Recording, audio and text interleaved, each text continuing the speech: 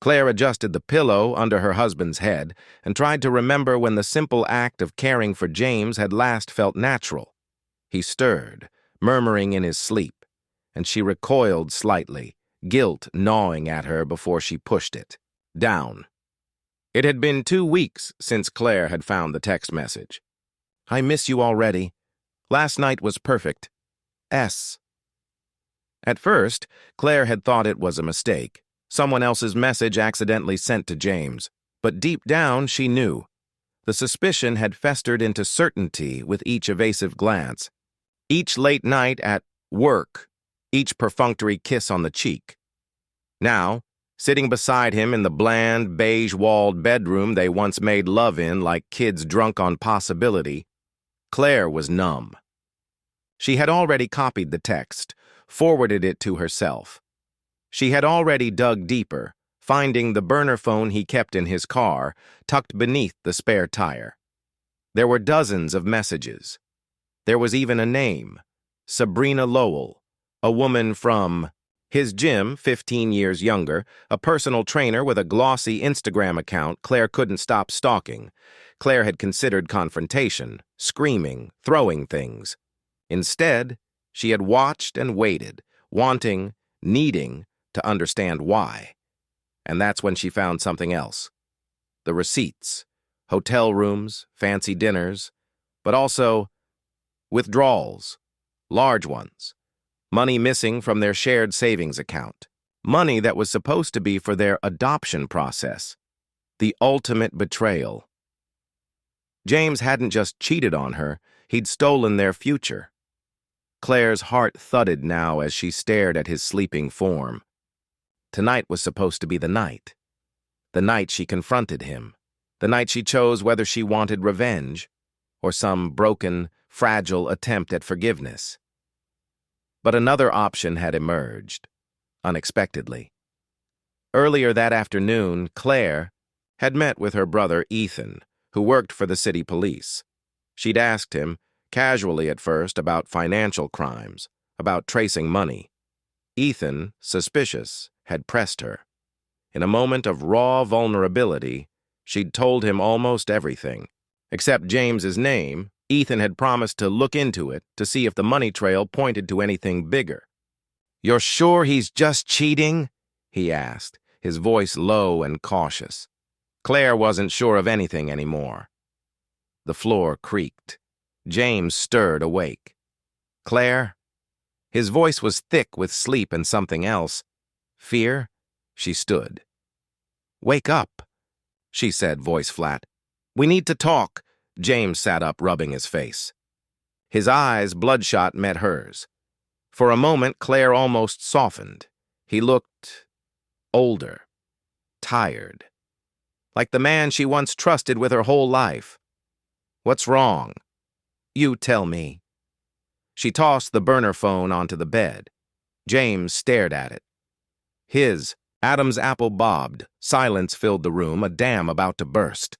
Finally, he exhaled. "I never meant to hurt you." It sounded rehearsed. Claire's hands clenched into fists. "You didn't just hurt me, James. You lied. You stole. Her voice cracked. "You destroyed us." He swung his legs over the bed, hunched over. "It's not what you think," she laughed sharply. "No? You weren't screwing a 24-year-old in hotel rooms and draining our savings." "It's not just that," he said. And Claire froze. "Just that?" James wiped his mouth, shaking. "I owed people. I made bad investments. Stupid stuff. I thought I could fix it before you ever knew." His voice broke then, real panic setting in. "Claire, they're not the kind of people you can just walk away from." Her stomach turned. Crime. Real crime. "Is that why you needed Sabrina?" she spat. "Because I wasn't enough? Or because she was part of the deal too?" James's face twisted. Shame and anger colliding. "I never loved her. It wasn't about that." Claire took a step back. Everything inside her screamed to leave. But something, curiosity, vengeance, love, or some sick combination, kept her rooted. "What do they want from you?" James's voice dropped to a whisper. Money or information. I was giving them files, corporate stuff from my firm. He squeezed his eyes shut. I'm in so deep, Claire. A noise outside, a car door slamming, made them both jump. The tension was a physical thing now, crowding the room. Claire realized in that moment she could turn him in, save herself. Maybe even save some shred of the life she'd planned, or she could help him, protect him, try to forgive the unforgivable. Both choices felt like losing. James looked up at her, eyes pleading. I'm sorry. I'll do anything to fix this. Claire didn't answer. She thought about Ethan, about the file on his desk with her case number scribbled on it, about Sabrina's dumb, beautiful Instagram face grinning at the camera, about the children. She would never tuck into bed because of him. Finally, she said, You're going to tell Ethan everything, tonight. You're going to turn yourself in. James paled. And if I don't? Claire smiled, cold and small. Then I will. For a moment, she saw something dark flicker across his face, the possibility that he might try to stop her. Then it was gone. He sagged in defeat. Okay, he whispered. Okay. Claire picked up her coat. I'm going to my sister's, she said. Don't be here when I get back. In the car, Claire sat in the driveway a long time before turning the ignition. The porch light spilled a weak circle around the front door, a domestic scene that felt like a cruel joke. She didn't know if she would divorce him, or if she would wake up tomorrow and hate herself for not. All she knew was that tonight, she wasn't the helpless woman sobbing into her hands. She was something else now, something harder, something that could survive betrayal. And for the first time in weeks, Claire smiled. It was not a happy smile, but it was real. Claire drove through the heavy spring rain, windshield wipers clicking like a heartbeat. Her sister's house was only 20 minutes away, but halfway there, her phone buzzed on the passenger seat. Unknown number. Instinctively, she pulled into a gas station and parked under a flickering light. The message read, If you want him to stay safe, come alone. 482 Granger Street. Midnight. Her mouth went dry. It wasn't James. Claire sat frozen, the rain hammering the roof. She could call Ethan. She should call Ethan. But James's terrified face hovered in her mind. What if it was a bluff? What if it wasn't? Every decision narrowed down to two terrible outcomes. After a long moment, Claire typed a quick text to her sister, a vague excuse about being delayed, and then against every rational thought in her head, she started the car. Again. Granger Street was in the industrial district, a ghost town after dark. Empty warehouses loomed like sleeping giants. Claire parked a block away and walked, keys between her fingers, every instinct screaming to turn back. The building at 482 was a squat, crumbling brick structure with a single light over the door. Inside, the smell of oil and dust hit her. And something else. Fear. A man stepped out of the shadows. Mid-40s, lean, sharp eyes, leather jacket. You must be Claire, he said, smiling without warmth. She said nothing, fists clenched. Smart girl, stupid, but smart. Where's James? She demanded. The man chuckled. He's safe, for now. He leaned casually against a crate. We know he talked to your cop, brother. Claire's blood turned to ice. You're sloppy, Claire. And he's desperate. That's dangerous. She tried to keep her voice steady. I don't know anything. I'm not involved. The man shrugged. That can change. Fast. He tossed a manila envelope onto the floor between them. In there, he said, is everything you need to get your husband off the hook. Files, proof, enough dirt on his bosses to buy. His way out. Claire didn't move. All you have to do, he said softly, is deliver it to the right hands. Discreetly. No cops, no brother. You help us, he lives. You screw us. He made a gun with his fingers, aimed it at her, and smiled again. Claire finally stepped forward, picked up the envelope. It was heavier than she expected. Real. Solid. A deal with the devil. Why should I trust you? She asked. The man shrugged again. You shouldn't. Behind him, another door opened briefly, just long enough for Claire to catch a glimpse of James, tied to a chair, bloody lip, dazed eyes. Their eyes locked. Then the door slammed shut. Later, Claire sat in her parked car, the envelope on the passenger seat like a live animal. Inside was everything: files, account numbers, blackmail material. Deliver it, and James lived. Turn it over to Ethan, and James might rot in prison if he lived long enough to make it there. She gripped the steering wheel until her knuckles whitened. There was no clean way out, no version of this where she walked away untouched. Tears blurred her vision, but she wiped them away fiercely. Claire didn't know yet what choice she would make, but whatever she chose, she knew one thing: she would not be the same woman who once believed marriage was forever, that trust was permanent. Those illusions were gone.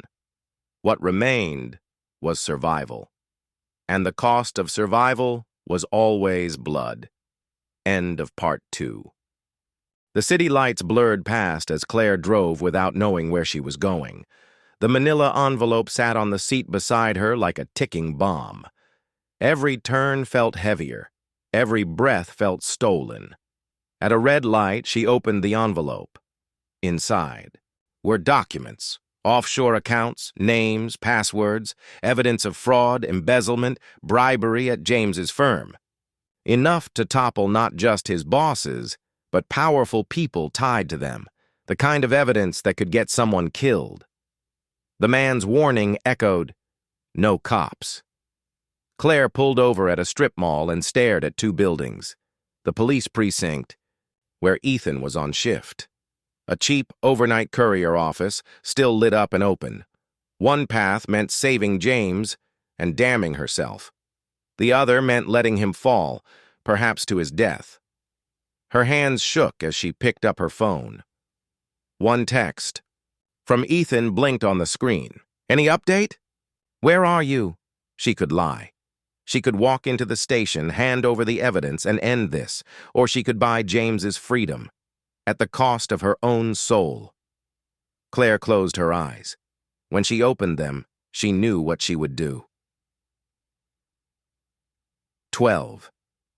Hours later, Claire sat at the kitchen table in her sister's house, a cold cup of coffee untouched in front of her. The news played quietly on TV. Massive corporate investigation underway. Sources confirm anonymous tip. James was gone. He had left her a single note. "I'm sorry. I'll never deserve you. Be safe. J." There was no goodbye kiss, no plea for forgiveness. Just absence. The courier had delivered the damning files straight to the media. Not the police, not the criminals. Claire had sidestepped them both, exposing the rot publicly, making it impossible for either side to hide. James's bosses would fall. The criminals would scatter, wounded. James, if he was lucky, would disappear into the cracks. Claire had chosen the third way, a messy, dangerous, uncertain way, a way that cost her everything but her own soul. Ethan arrived at the house that afternoon. He looked tired, worried. "You had something to do with this, didn't you?" he asked quietly, after glancing at the TV. Claire stared at the cold coffee and said nothing. He sat across from her, studying her. "I should press you for answers," he said. "But maybe you did the right thing, even if it was the wrong way." Tears stung her eyes, but she didn't let them fall. "Will they come after me?" she asked, her voice hollow. Ethan's mouth tightened. "I don't know," he said honestly. "But I'll watch your back." They sat there a long time in silence. Claire thought about James somewhere out there, maybe starting over, maybe hating her, maybe thanking her. She didn't know. She didn't know who she was now either, only that she was not the woman who once begged for promises. She was the woman who had chosen survival. And maybe one day, something like freedom. Final lines.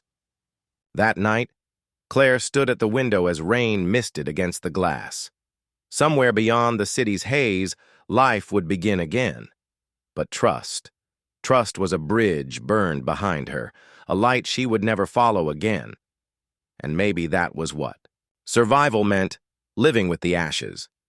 The cafe was small, tucked between a bookstore and a laundromat on a quiet Chicago street. It smelled of burnt espresso and old wood, comforting in a way Claire hadn't expected. She sat by the window watching the rain trail down the glass, the same way it had that night 5 years ago when everything had broken. 5 years. In that time, she had built a new life piece by piece, a modest job at a nonprofit, a small apartment where the silence felt earned, not forced. Friends who knew her as Claire Bennett, not as Claire the wife, Claire the victim, Claire the scapegoat. She had almost convinced herself that James belonged to another lifetime, a ghost she no longer feared. Until last week, when she saw him, or thought she did.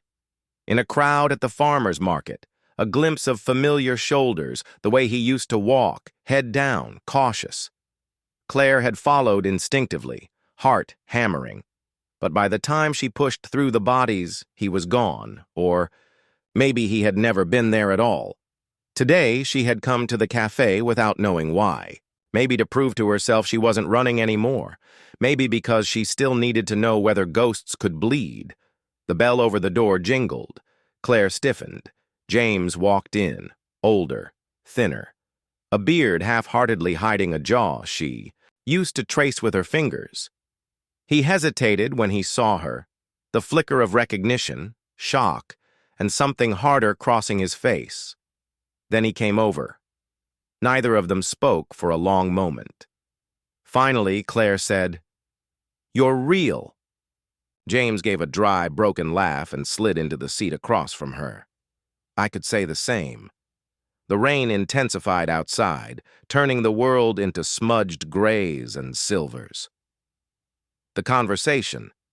"How did you find me?" she asked, wary. "I didn't. I live 2 blocks away now. Change my name. Low profile." Claire nodded slowly. "You look good," James said, a strange tenderness in his voice. She didn't return the compliment. Instead, she asked, "Are you safe?" He shrugged. "Safe enough. The people we pissed off moved on, or got locked up." Claire didn't ask what he had done to stay safe. She didn't want to know. A beat of silence passed. James leaned forward, voice low. "I never stopped loving you," he said. Claire's throat tightened painfully. "I know," she said. And it was true. Love had never been their problem. It was everything else that crushed them. James searched her face like he wanted to ask 1,000 questions, but knew he had no right. Finally, he said, "I'm sorry. For everything." Claire felt something shift inside her. Not forgiveness. Exactly. But an end to the weight she'd carried. "I know," she said again, voice softer this time. She stood up, slipping her coat over her shoulders. James didn't reach for her. He knew better. At the door, Claire hesitated. If she turned around, she could sit back down. They could talk. They could reopen old wounds and try, against all odds, to stitch something broken back together. Or she could walk away, choosing the life she had built for herself over the ghost of what they used to be. She touched the door frame lightly, feeling the splintered wood under her fingertips. Then she stepped into the rain, letting it wash over her, letting it erase everything behind her. She didn't look back. Final words. Some fractures never heal. Some become the shape of you instead. And sometimes survival wasn't just about running. It was about knowing when not to stay. Claire's hand touched the doorframe. The rain outside called to her. A clean exit, a chance to stay whole. She hesitated. James sat there, watching her with the same haunted eyes from 5 years ago, older now, less reckless, more broken. Claire felt the old instincts rise: love, anger, loyalty, betrayal, a tide she couldn't fully resist. She turned back. Without a word, she slid back into the seat across from him. James exhaled, a shaky, almost disbelieving sound. "I thought you were going to walk away," he said, voice rough. "I almost did," Claire admitted. Outside, the world blurred into gray, but inside the cafe, time stretched fragile and thin between them. The hard conversation. James wrapped his hands around his coffee cup like it might anchor him. "I'm not who I was," he said. "Neither am I," Claire answered. He nodded slowly. "I don't expect forgiveness," he said after a beat. "Or anything, really. I missed you every damn day." Claire's chest ached, not with romance, with grief, for what they lost, for what they could never get back. She leaned in slightly. "I built a life," she said quietly. "Without you. I know. And I don't need you now." James swallowed hard. "I know." "But," Claire said, the word heavy, trembling on the edge of risk, "that doesn't mean I don't want to know who you are now." The space between them changed, brittle, dangerous, and somehow electric. James's voice cracked when he said, "We could start small." Claire gave a small, humorless smile. "We were never good at small." "Maybe that's why we have to try," he said. Later that night, they didn't fall back into bed. They didn't cling desperately to what used to be. Instead, they sat in that cafe until the rain stopped, telling each other the brutal, unvarnished truths about the lives they lived apart, about the scars they carried, about the kind of people they had become, not saints, not villains, just survivors. When Claire finally left, she didn't take James's hand. She didn't make promises. They parted with a look, heavy, uncertain, real. Maybe they would see each other again. Maybe not. But for the first time, their story wasn't ending on betrayal, or fear, or survival alone. It was ending on something messier. Possibility. Final words. Alternate ending. Some fractures don't break you. Some become the blueprints for a different kind of strength. And maybe love wasn't about trust or promises kept. Maybe it was about standing in front of someone, broken, changed, and saying, "I'm still here, if you are too." Claire found herself standing outside a battered apartment building on Ashland Avenue, the address James had scribbled on a coffee receipt. She stared up at the cracked brickwork, the broken buzzer, the heavy security door left ajar. Part of her wondered why she came at all. She could still turn back. But something heavier than fear, some worn-out hope, or maybe just curiosity, kept her there. She buzzed. Footsteps shuffled inside. Then James opened the door, barefoot, wearing a threadbare t-shirt, the same cautious hope written across his face that had haunted her since the cafe. "Hey," he said. "Hey," Claire said back. Neither moved for a long moment. Finally, he stepped aside. "You can come in, if you want." Claire crossed the threshold, heart hammering. Inside James's apartment was bare. A sagging couch, a battered coffee table, an ancient TV perched on a milk crate. No pictures, no souvenirs, no life, really, just survival. Claire folded her, arms scanning the space. "You living like a monk now?" she said lightly. James gave a small, sheepish smile. "Monks probably have nicer furniture." Claire almost smiled back. Almost. Instead, she said, "Why this place?" James rubbed the back of his neck. "It's cheap. Nobody asks questions. Easy to disappear if I have to." A beat of silence. "Still running," Claire said, not accusing, just stating. James looked at her then, really looked. No, he said finally, just waiting for something to stay for. The words hit harder than Claire wanted them to. The conversation that had to happen. They sat across from each other, no food, no coffee, no distractions, just words. I never lied about loving you, James said quietly. Claire stared at him. But you lied about everything else, she said. James didn't flinch. I know. Another silence. Claire pressed her hands together, gathering courage.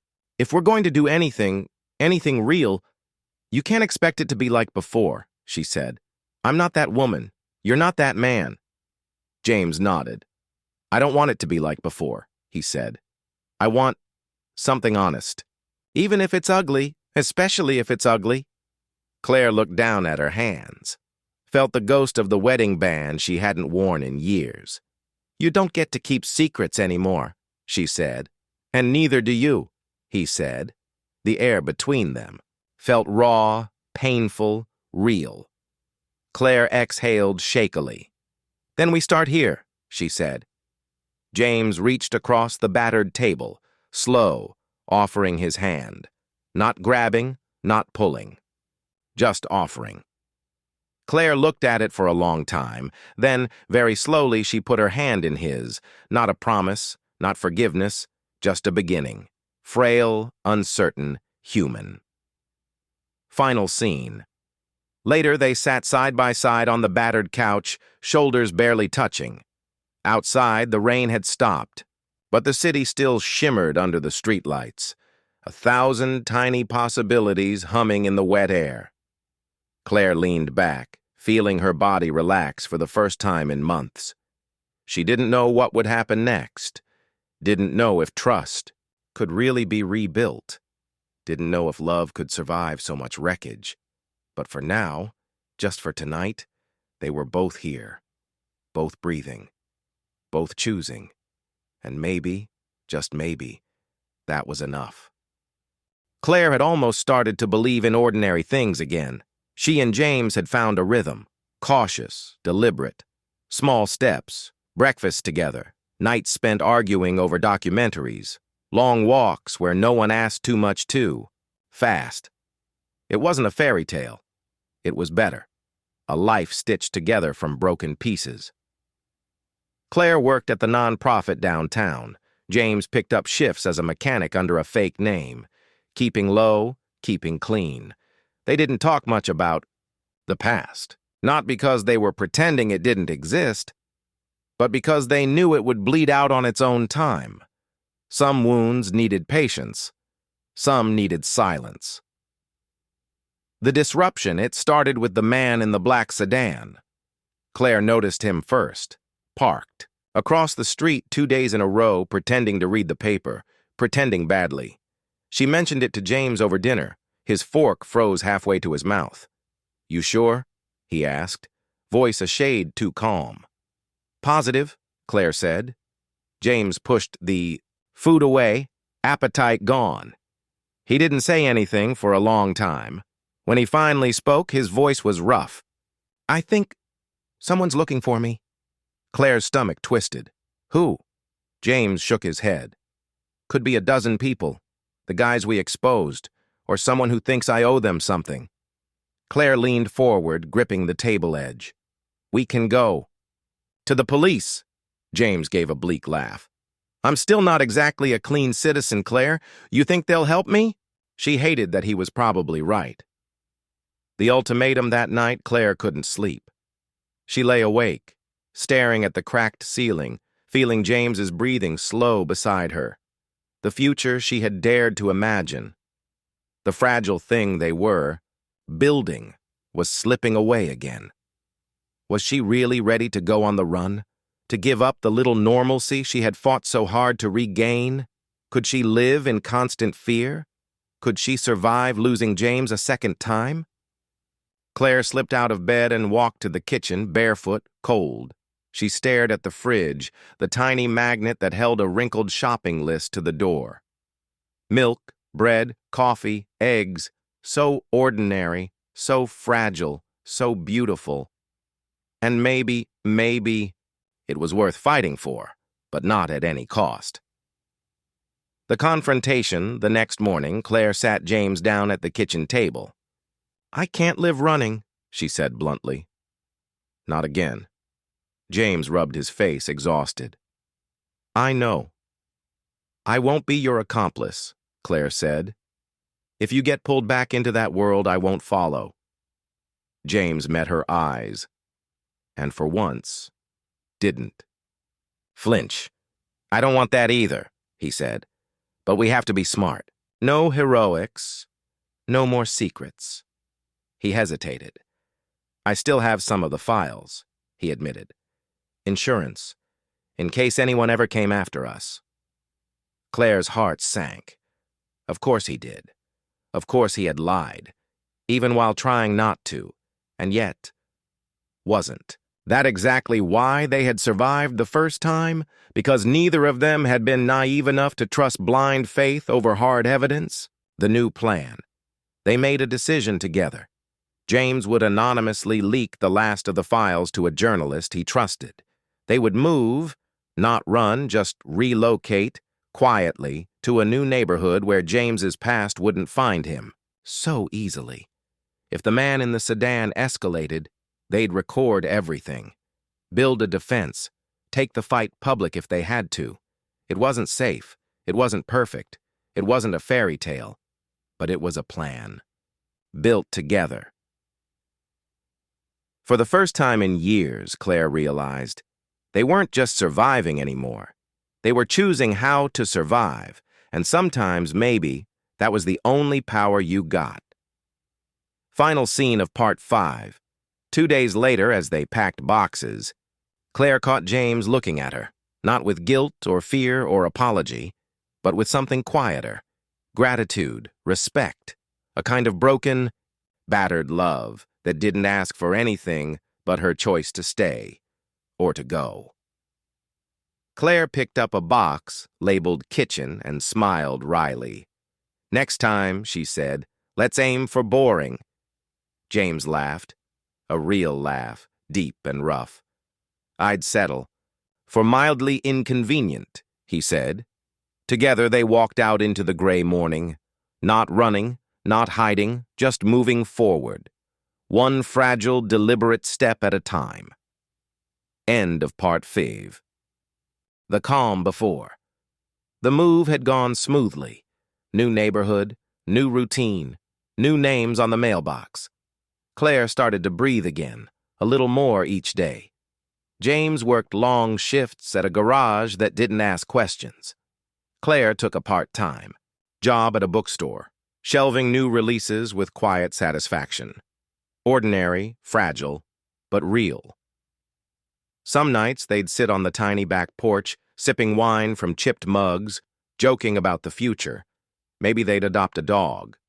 Maybe they'd actually take a vacation, somewhere cold and anonymous. Maybe, someday, they'd even talk about renewing their vows. They never said it directly, but it lived between them, a stubborn, persistent hope. The Shatterpoint it happened on a Thursday. Claire stayed late at the bookstore to help with inventory. She texted James. "Running behind, love you, no answer." Not unusual. She grabbed the bus, earphones in, watching the city slide past, brick buildings, graffiti, walls, headlights smeared by rain. She almost missed it. The black sedan, parked a block from their new place. Same cracked rearview mirror, same dented side panel. Claire's chest seized. She pulled her hoodie tight, lowered her head, walked past without looking, but inside, her mind raced. Not a coincidence. Not paranoia. They found us, the home invasion. When Claire pushed open the apartment door, she knew something was wrong. The lock had been forced, tiny splinters of wood along the frame. Inside, silence. Thick, heavy. "James!" She called out. No answer. Her stomach twisted. She stepped carefully inside, heart hammering against her ribs. The living room had been ransacked. Cushions slashed, drawers yanked out, papers scattered like a broken deck of cards. Claire froze when she saw the blood, a small smear along the wall near the kitchen, fresh, still tacky. Her breath came in shallow gasps. "James," she whispered. Then, from the back bedroom, a low groan. Claire moved, fast and reckless, all thought burned away by fear. She found James crumpled on the floor, blood dripping from a cut over his eye, wrists roughly zip-tied behind. Him, still breathing, conscious. Relief slammed into her so hard she staggered. The truth finally comes.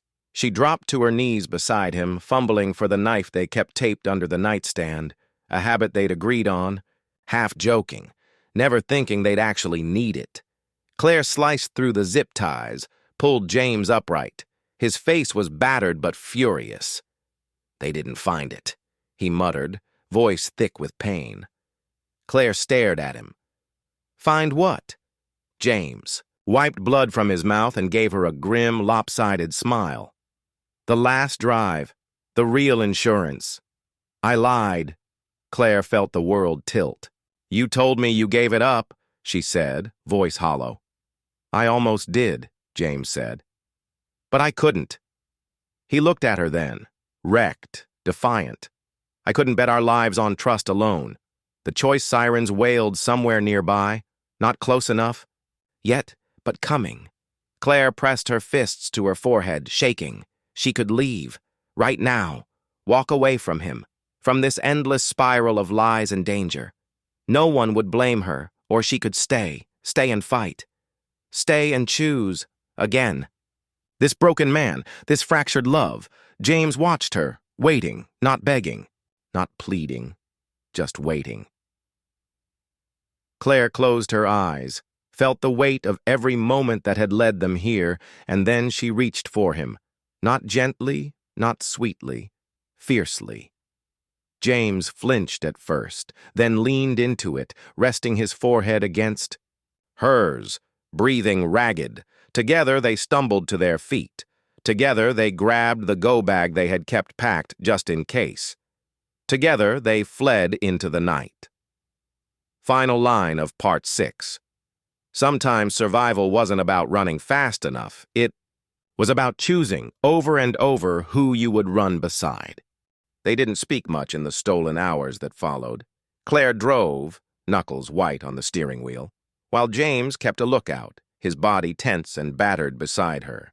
The city blurred past, neon lights, hollow alleys, broken glass.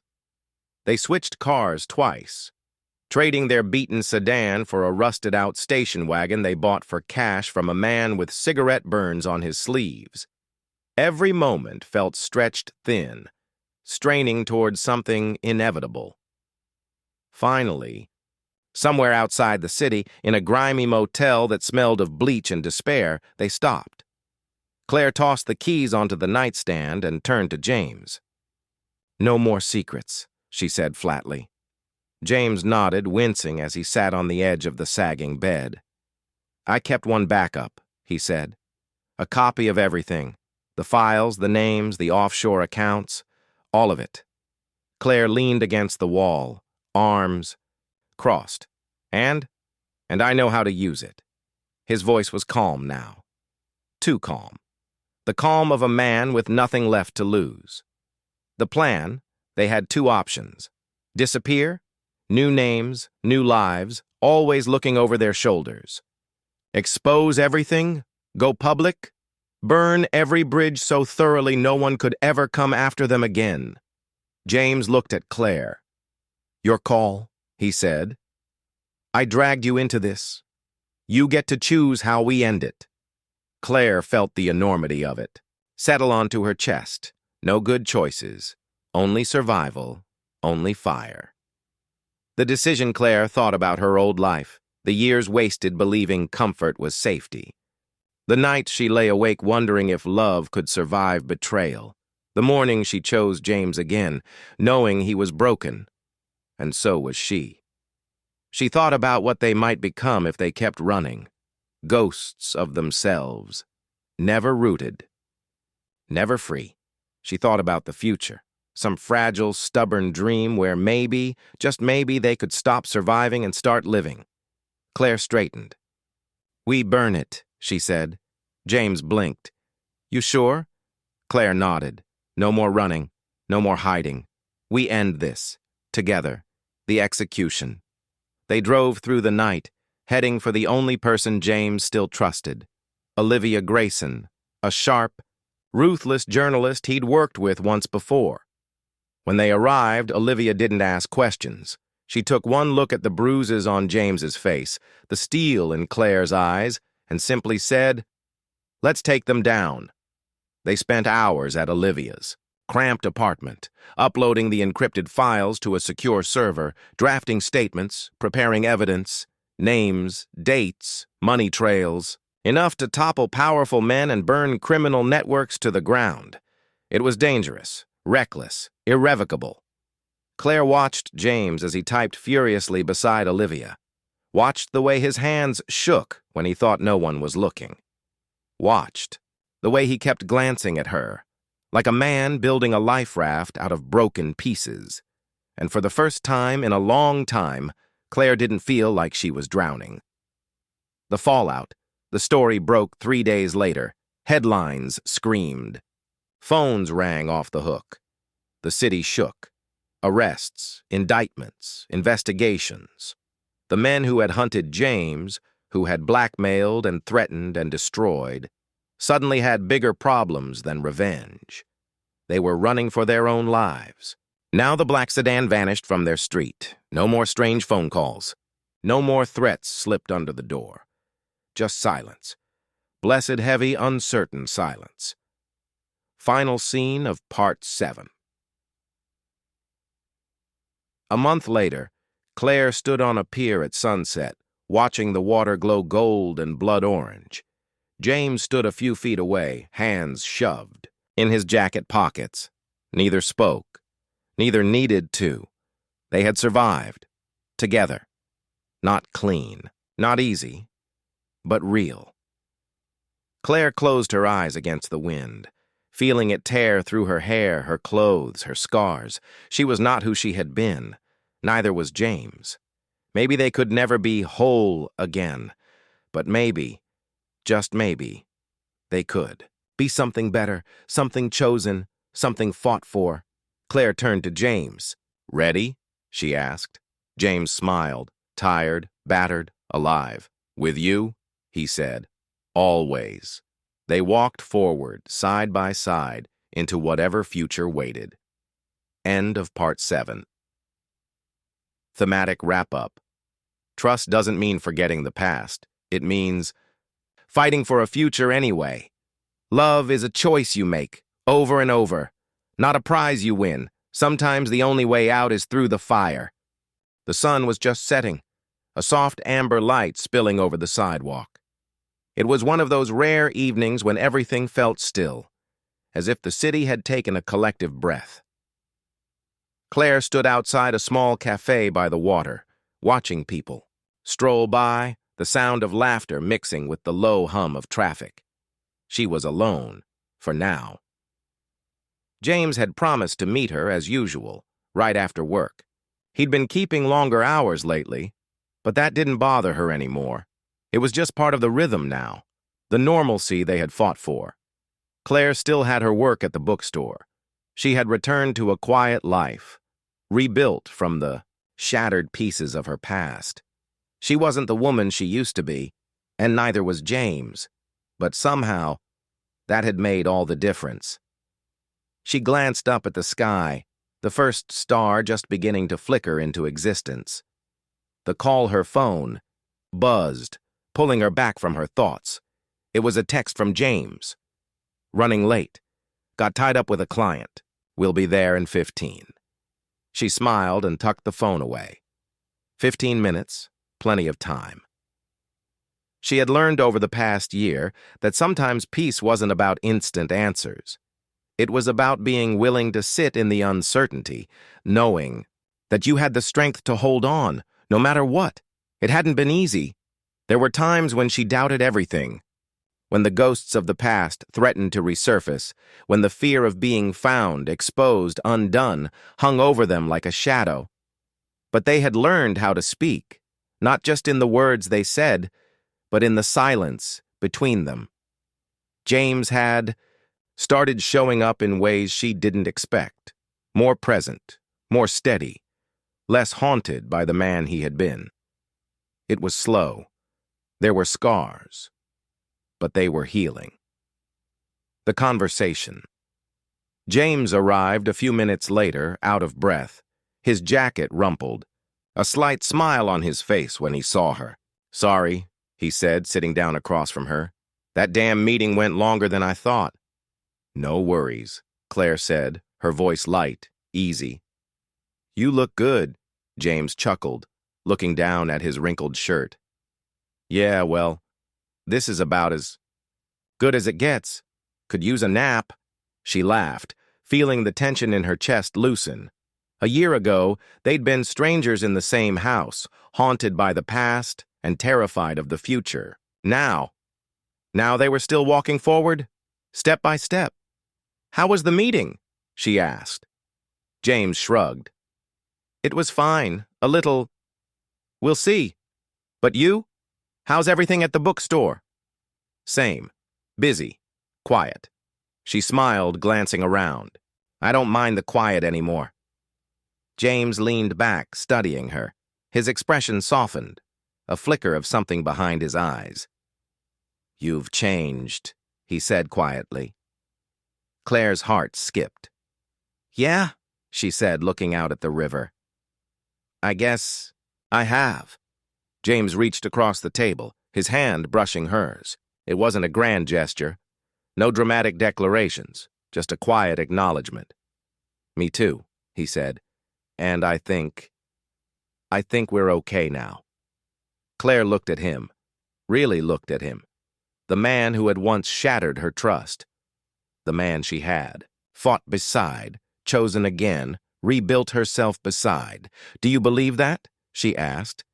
He didn't answer right away. Instead, he gave her a small, quiet smile, the kind that had taken months to earn, but now felt like a promise. "I do," he said finally. The quiet future. The evening stretched out, the night slowly unfolding around them. They shared a meal at the cafe, not talking about the past, not reliving it, but building something new.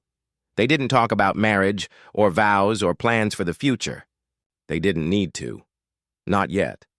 They had learned that it wasn't the promises that held a relationship together. It was the choices, the small, ordinary, everyday choices that spoke louder than anything else. And for the first time, Claire didn't need a grand gesture. She didn't need guarantees, just a man who had earned the right to be by her side, and the knowledge that, for the first time, she had earned the same right. The last words as they left the cafe and walked down the quiet street, the city humming around them, Claire felt something shift deep inside her. It wasn't forgiveness. It wasn't closure. It was peace, a peace earned through time, through choices, through the willingness to face the darkness and still choose each other. "You ready?" James asked, glancing at her with that same quiet smile. Claire looked up at the sky, the first stars blazing against the darkening canvas. "Ready?" she said. Together, they walked into the night, into the future, not knowing exactly what would come, but knowing for the first time that they would face it together. End. Claire stood in front of the mirror, brushing her hair, her reflection not quite herself, but somehow a more comfortable version of it. She had put on a dress for the first time in months, a simple black one, just for the occasion. It had taken a while for her to realize that she wasn't the woman who had stood in front of mirrors in the dark, torn between love and betrayal. She was someone new now, someone who had fought, stumbled, and survived. But she wasn't just surviving anymore. Not entirely. The knock at the door broke her thoughts. "Coming!" she called, smoothing down the dress and walking toward the door. James's return, James stood in the hallway, his tired eyes softening when he saw her. His hair was a little longer now, and he wore a suit that felt almost unfamiliar. The suit had been his idea, not hers, but it was a step forward. "You look incredible," he said, his voice low like he couldn't quite believe it. Claire smiled, feeling a flutter in her chest she hadn't expected. "So do you," she said, her voice steadier than it had been years ago. They'd been through so much, yet there was still something about their connection that felt both new and familiar. The gathering storm. They had spent the past 2 years building a quiet life. James was now working as a consultant, an advisor, not a mechanic, not a fugitive. Claire had found peace in her work with the bookstore, and she'd even started writing again, filling pages with things she never thought she would say aloud. They'd almost forgotten the past, tucked it neatly away like old, weathered letters, fragile, but no longer dangerous. But tonight, they were attending an event for a charitable cause, a gathering for the non-profit Claire had been working with since they'd moved. There was a spark in the air, an electricity neither of them could ignore. Something about the event felt off. James's phone buzzed in his pocket as they walked toward the event entrance. He pulled it out, glancing at the screen. His expression shifted in the split second it took him to read the message. Claire caught the change, her heart skipping. "James?" she asked softly, her voice tightening. "Don't worry about it," he said quickly, shoving the phone back in his pocket. "Just work stuff." But Claire saw the way his jaw clenched, the way his hand moved to his pocket, as if to make sure the phone was still there, still safe. A cold shiver ran down her spine. The unwelcome visitor. They entered the grand ballroom, a hall filled with laughter and the clink of glasses. Claire felt a familiar unease settle in. She didn't belong here, not in the sense that this world was foreign, but because she knew they couldn't ever truly escape the past. They tried to shake it off, mingling with old friends, smiling, pretending, but Claire's mind kept drifting back to James's tense demeanor, his quiet withdrawal. Halfway through the night, as they stood near the refreshments table, a figure appeared at the door, tall, thin, and far too familiar. It was Adrian. Thai man from the past, the one who had been part of the network James and Claire had exposed. The one who had made their lives a nightmare. Claire froze, her blood running cold. James stiffened beside her, his hand brushing hers in a fleeting, almost imperceptible warning. But it was too late. Adrian saw them. He walked toward them slowly, a smile that didn't reach his eyes. "Well, well," Adrian said, his voice smooth, dripping with false civility. "Didn't expect to see you two here." James's eyes narrowed and his posture stiffened. "What do you want?" Adrian's smile deepened. "Just a friendly check-in. You know, making sure everything's still in place." Claire's stomach dropped. She turned to James, whose face was stone, but the flicker of tension in his eyes told her everything she needed to know. The past hadn't let them go. The reckoning. "I thought we were done with you," James said, his voice quiet, controlled. "Did you?" Adrian asked, a quiet laugh bubbling up. "I suppose it's only fair to remind you. No one really walks away from this." Claire felt her heartbeat thundering in her chest. This wasn't just a reunion. This was a warning. Adrian was no longer just an associate from the past. He was a man with power, with influence, the kind that could ruin lives on a whim. And the worst part? He knew the truth about them, about what they had done, what they had exposed. He knew the fragile pieces they had tried to put together. But James was right. They didn't get to choose how it ended. They never had. The choice. Again. There was a tension that snapped between them, a shared understanding without words.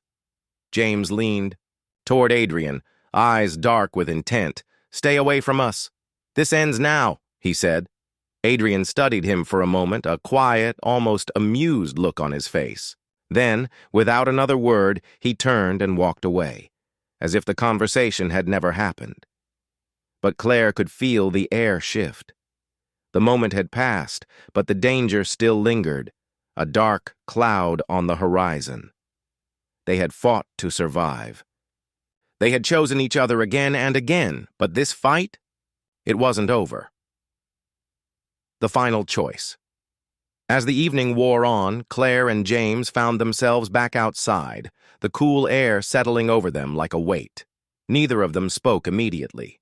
Claire looked at him. "We can't outrun this forever, can we?" James shook his head, his eyes distant. "No, we can't." For a moment, neither of them said anything. The world seemed to stand still, the future uncertain. But then James turned to her, his voice steady. "But I'll stand with you, Claire, whatever comes." She took a deep breath, feeling the weight of the moment. "Together," she whispered. "Whatever comes, we'll face it together." The quiet promise of a life built on fragile hope, trust, and survival. The weeks following the gala were quieter, but the silence felt like the calm before a storm. James and Claire were no longer just haunted by memories. They were haunted by the truth that had always remained. They were marked by what they had done. The world didn't forget, even if they did. The warnings had begun, the subtle signs that Adrian wasn't finished. The occasional threatening text, the reminder of files that were left behind, the veiled threats that crept into their lives in the quietest of ways. It had started slowly. A stranger approaching Claire at the bookstore, eyes too keen, a question about a charity event from months ago. Then there were the small signs in James's life. An unknown car parked outside his office, a colleague's sudden uncomfortable distance. Everything was just off. Claire's fractured calm was late. One evening when Claire finally snapped, the constant weight of the quiet threats was wearing her down, pulling at her resolve. She was sitting in the living room, thumbing through a stack of books she hadn't sold yet, but her mind wasn't on the pages. It wasn't on the quiet hours they had spent together over the last few months. No, her thoughts were consumed with Adrian. She had long since learned that peace wasn't simply about making the world forget. It was about surviving while the world refused to forgive. But Adrian's return had changed the rules of the game, and it made Claire question. Could they truly keep walking forward without breaking? James was in the kitchen, absent-mindedly washing dishes, as if everything was as it should be. She hated that he could do this, walk through the chaos like it was all routine. He seemed fine and she wasn't. "I need to do something," she said abruptly, standing up from the couch. James didn't look up from his work but responded softly. "What do you mean?" Claire's heart thudded painfully in her chest. There was a choice, one she hadn't fully admitted to herself yet. She needed to act, but it meant stepping into the fire they had spent so long running from. "I need to confront Adrian," she said. "We can't keep waiting for him to make the next move." James finally turned, his face unreadable. "Claire." "James, no. We have to stop waiting for him to strike first. We've been running for 2 years, pretending it's all okay, but it's not. Not anymore." Her voice wavered despite her determination. "I don't know if we can keep pretending." He set the dish down, wiping his hands slowly as his eyes met hers. He could see the raw edge in her tone, the truth that had been gnawing at both of them for months. "You're right," he said quietly. "We can't keep waiting." He ran a hand through his hair, frustration deepening the lines of his face. "But Claire, you know how dangerous it is. We could make things worse. We don't know how far Adrian's willing to go. We don't know what he's planning." "I know," she said, voice tight. "But it's better to fight than wait." I don't want to be looking over my shoulder forever. There was a long silence between them. Neither of them wanted to face it, but the weight of their decision hung in the air. It would change everything. I'll help you, James finally said, his voice resigned but resolute. The game turns darker. The next few days were a blur of preparations.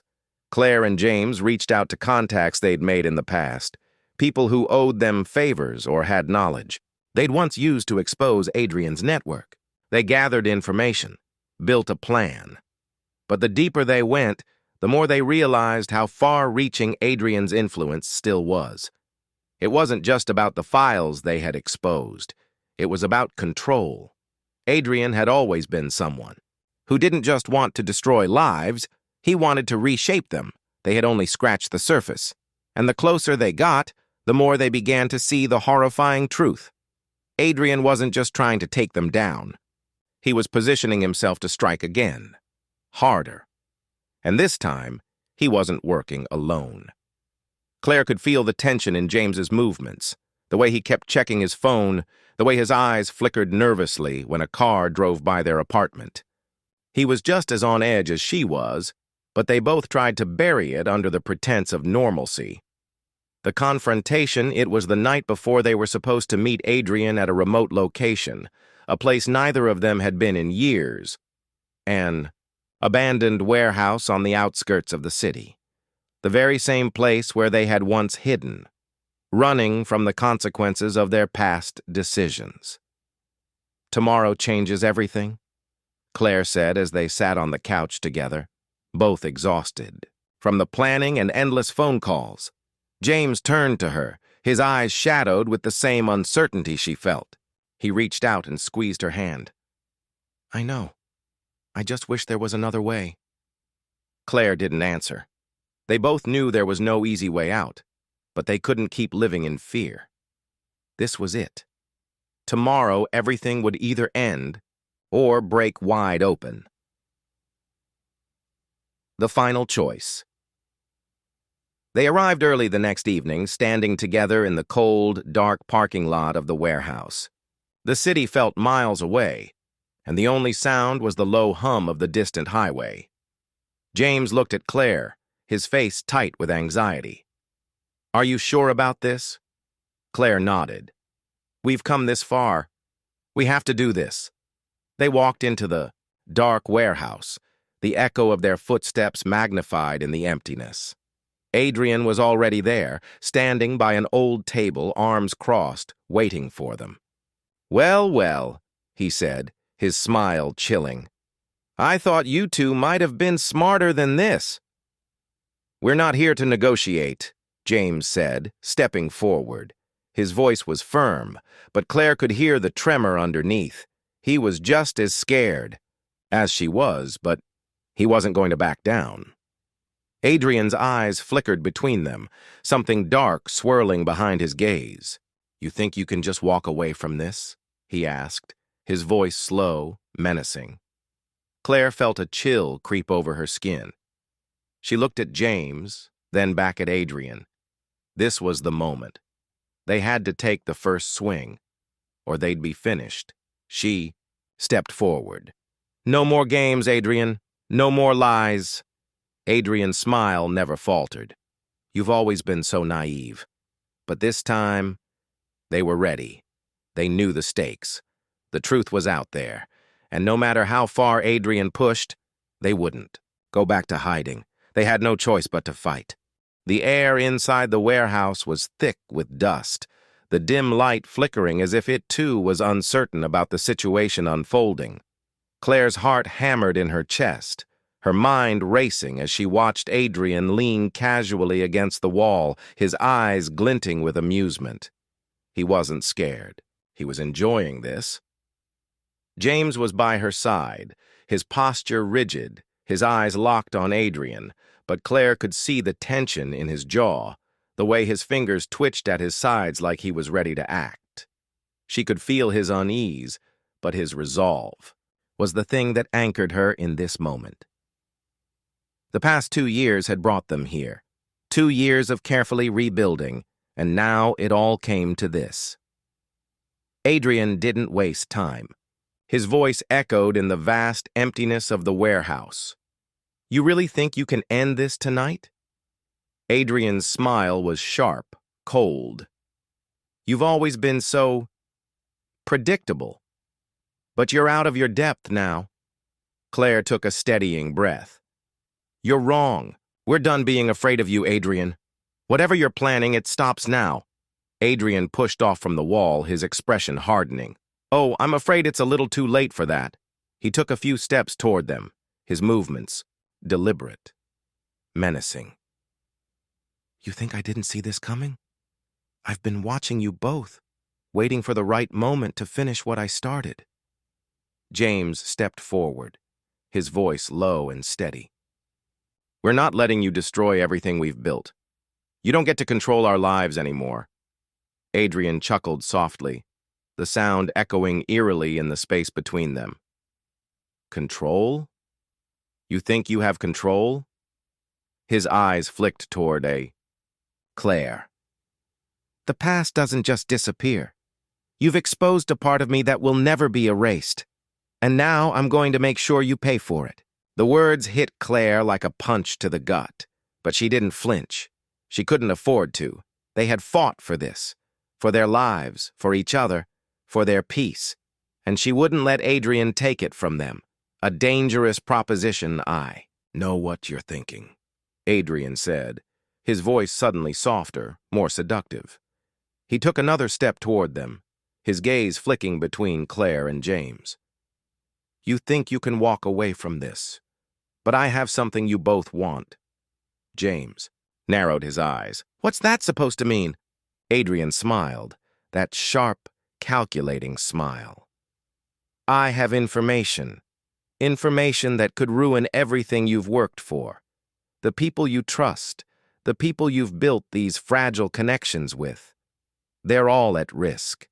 One phone call, and I can dismantle your lives. Claire's stomach churned. She could feel the fear threatening to claw its way up her throat, but she swallowed it down. She wasn't going to back down. Not now. You're lying, she said, her voice stronger than she felt. You've already lost. You're not in control anymore. Adrian's eyes flickered with something. Irritation, maybe. But it was gone as quickly as it came. I never lose, Claire. I just wait for the right moment. There was a long pause. The silence between them was so thick, it was almost suffocating. Claire could feel James's hand brushing against hers, a small, silent reminder that they were in this together. Adrian's voice broke the silence. You'll never be rid of me. You can expose all you want, but some of us play a bigger game. So here's the deal. You walk away, and I let you keep your little bookstore, your quiet life. I might even let James keep his job. But if you don't... His voice trailed off, but the threat in his eyes was clear. Claire's heart hammered in, her chest. Was this really the only way out? Could she trust him? No. She couldn't. The fight for control, Adrian's words echoed in her mind, each one a temptation to let go of the fight, to surrender and accept that the past would never truly let them go. But Claire felt something inside her snap. She wouldn't. Give in. Not this time. James took a deep breath as if bracing himself. We're done with your games, Adrian. You've already lost. We're not walking away. A flicker of something dangerous passed over Adrian's face. Then you'll regret it. In an instant, the atmosphere shifted. Adrian moved faster than Claire anticipated, his hand darting into his jacket pocket. For a split second, she thought. He was reaching for a weapon. Before she could react, James lunged forward, knocking Adrian's arm away just as a sharp object fell to the floor. A knife. Adrian's laugh was manic, echoing in the cavernous space. This is how it's going to be then? Fine. His voice was cold, his eyes wide with excitement. Let's see how much you're willing to bleed for this. The struggle. James and Adrian clashed, their bodies hitting the concrete floor with a sickening thud. Claire's heart raced as she watched them struggle. Adrian was stronger than she had expected, his movements quick and vicious. James was holding his own, but it was clear that Adrian had the upper hand for a moment. But James wasn't giving up, not after everything they had been through. "Claire, get back!" James shouted, pushing Adrian off him, but Adrian was already lunging again, and Claire realized she couldn't just stand there anymore. Instinct kicked in. Claire ran toward them, her eyes searching the floor for something to help. She spotted a metal pipe near the corner, and without thinking, she grabbed it, swinging it with all her strength toward Adrian. The blow landed across his back, making him stumble but not fall. Adrian whipped around, fury in his eyes, but Claire didn't back down. "Stay away from him!" she shouted, voice breaking through the chaos. For a moment, everything stopped. Adrian stood still, staring at her with a mixture of surprise and disbelief. "Why are you so determined?" he asked, his voice dark. "You really think you can win? You can't escape me." Claire's grip tightened on the pipe, her body tense, ready to fight again. "I can win. You don't get to destroy our lives. You don't get to control us anymore." The final moment. James was panting, his clothes torn, but his eyes were filled with determination. He was no longer backing down. Neither of them was. This wasn't just about survival anymore. It was about reclaiming control, about taking back the life they had fought so hard to rebuild. Adrian looked at them both, his face twisted in a mixture of rage and admiration. "You think you've won? You don't know what's coming." And then, as if he had made a decision, he backed off slowly, hands raised in mock surrender. "I'll leave you with this. Your world's always been fragile. Don't fool yourselves into thinking it's anything else." His voice was cold, final. "But this isn't over, Claire. I'll be watching." With that, he turned, disappearing into the shadows, leaving the warehouse silent. Aftermath, Claire stood there, heart racing, as the adrenaline began to fade. James staggered toward her, his breath coming in ragged gasps, but his eyes were soft, filled with relief. "You okay?" he asked, his voice rough. She nodded, her hands trembling as she looked at the place where Adrian had stood. "Yeah, we're okay." They had fought for it. For everything they had rebuilt, for the quiet peace they had found, for each other. And in this moment, they had taken it all back. But Claire knew, deep down, that it was never truly over. The scars would always remain. The past would always cast its shadow. But for now, they were standing together. And that was enough. Great. Let's continue from where we left off and delve deeper into the aftermath of the confrontation. The dust has settled for now, but the shadows of their past actions remain, and the psychological toll of everything they've been through is just beginning to hit. Claire and James now face not only the external consequences of their fight, but the internal consequences. How they deal with what they've lost, what they've survived, and how their relationship has been permanently changed. Fracture Point. Part X, the aftermath. The ride home was silent. The only sound, the hum of the car engine, the occasional screech of tires on the pavement as they navigated the empty streets. The city outside was oblivious to the battle that had just unfolded, to the lives that had almost been shattered in a derelict warehouse, a place too forgotten to ever hold anything but ghosts. Claire sat in the passenger seat, her mind replaying the confrontation over and over again. Adrian's words, his cold smile, the way he had taunted them. He had almost succeeded, and yet somehow they had walked away. James's knuckles were white on the steering wheel. He hadn't said a word since they left the warehouse, and Claire could feel the weight of his thoughts pressing down on him, just as they pressed on her. They had won, yes. But at what cost? "You're quiet," she said, her voice tentative. James's eyes flickered to her for just a second before returning. to the road. "Just thinking." "About what?" she asked, her stomach tightening. He paused before answering. "About everything. About how close we came. How much we've lost already. I don't know if we'll ever fully get back to what we were."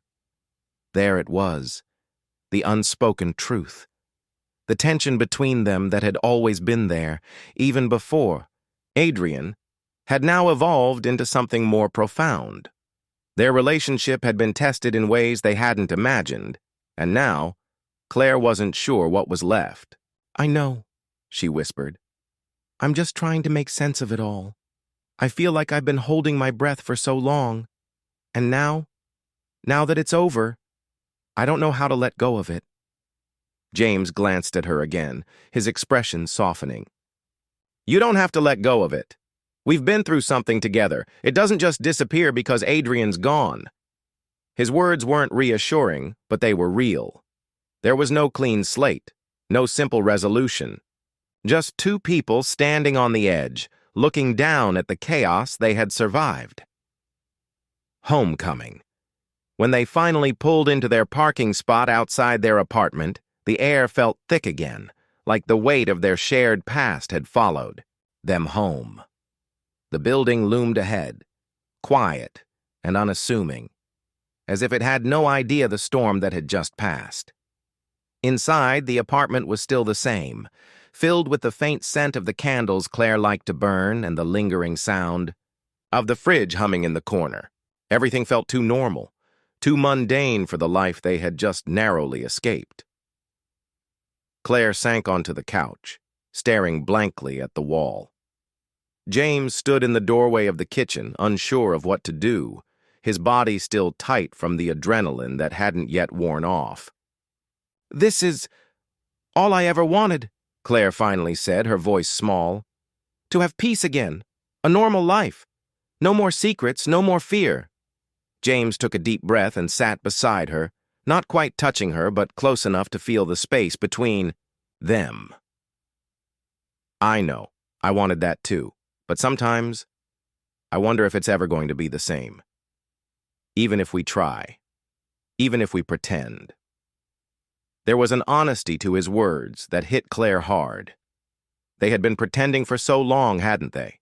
Pretending that they were untouched by their past, pretending that the wounds they had inflicted on each other, on themselves, had healed.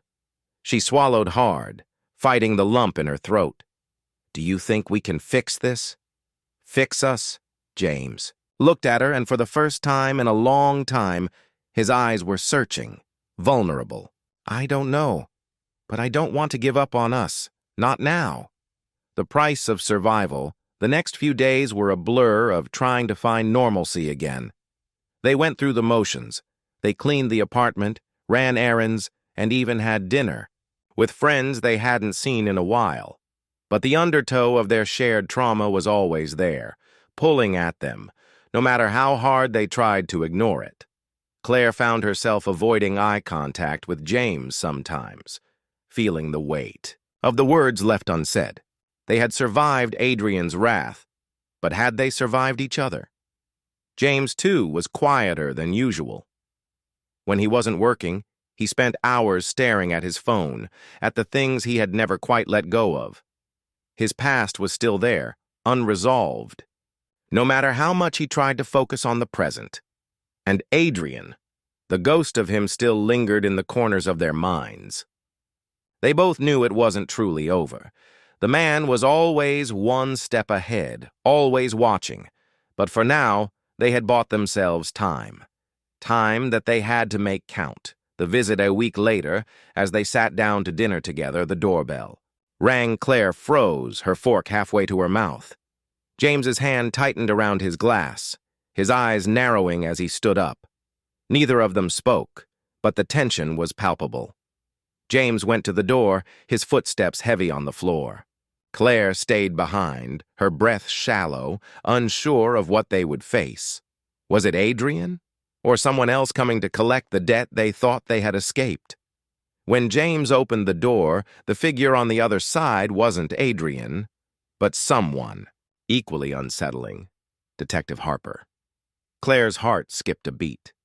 She had almost forgotten about the investigation, the one that had once seemed so distant, so irrelevant compared to the chaos Adrian had created. But now, with the detective standing there, everything rushed back. James. Claire. Harper's voice was steady but firm. "We need to talk." The reckoning inside the apartment, Claire and James sat across from the detective, the air thick with suspicion. Harper didn't waste time. "I'm not here to accuse anyone of anything," Harper began, looking between them. "But there's been a lot of chatter surrounding Adrian's activities, and it's clear to me that both of you are more involved than you've let on." Claire's heart pounded. "We've told you everything we know." "Not everything," Harper said, softly. "There's a lot of loose ends, and there's more to Adrian's network than anyone realizes. I'm not asking you to turn on anyone, but I need your help." James glanced at Claire, his jaw tight. "You want us to help you take down Adrian?" Harper nodded. "I want to take down his entire operation, but I can't do it alone. And if you don't help, everything you've been hiding, all of it, will come out, whether you want it to or not." There was a long silence as Claire and James exchanged a look. In that moment, they understood the gravity of the choice in front of them, the decision. For all they had survived, for all they had fought to protect, the future was still uncertain. Adrian's shadow was far from gone, and now they had a decision to make: help the police bring down the full extent of his criminal network, or remain silent and risk everything being exposed. James spoke first, his voice hoarse but resolute. "We'll help you." Claire's heart ached as she nodded. She wasn't sure where this path would lead, whether it would heal them or break them further. But there was no going back. They had made it this far, and now they had to finish what they started. Endgame. The investigation would take months, maybe longer. The work would be grueling, the stakes higher than they had ever imagined. But for now, they had a choice. Together, they would face the consequences of their past, no longer hiding from them but confronting them head-on. And maybe, just maybe, they would find a way to rebuild not just their lives, but their trust in each other.